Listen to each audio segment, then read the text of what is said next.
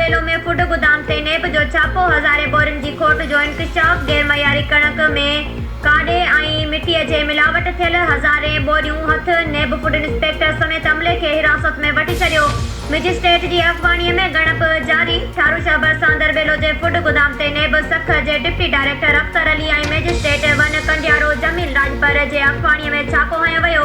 ॻणप दौरान कणक में हज़ारे मण काॾे ऐं मिटीअ मिलावट थियण कणक जूं बोरियूं हथ कयूं वयूं। जॾहिं त 3000 खां मथे कणक जूं बोरियूं गायब थियण जो पिणु इंकशाफ ज़ाहिर कयो वियो आहे। जॾहिं त कणक जे कटन जे सरकारी तौर ते 50 किलो भराई ॾेखारी हुई। नेब जी टीम मजिस्ट्रेट जी अॻवानी में कणक जे कटन जी तौर कई वई त 50 किलो जे बदिरां 38 ऐं 40 किलो जो वज़न सां निकितियूं आहिनि। जॾहिं त सरकारी गोदामनि में 85,000 बोरियूं फूड खाते ॾेखारियूं हुयूं। वज़न जो खोट सबबु ऐं मिलावट थियल कणक जी खोट अटकल 30,000 बोरियुनि खां मथे थियण जो अंदेशो आहे। जेका कणक पियल आहे उहा गैर मयारी ऐं मिटीअ जी मिलावट कई। जॾहिं त नेब टीम जे छापे जी बदी फूड इंस्पेक्टर गुलाम मुर्तज़ा उन्नड़ ऐं ॿिए अमले हिरासत में वठी छॾियूं। नेब गोदाम जा कुझु भांडा सील करे छॾिया। जॾहिं त नेब फूड खाते दरबेले गोदाम जो रिकॉर्ड पंहिंजी टेबल में पिणु वठी छॾियो। जॾहिं त कणक जी ॻणप जारी आहे।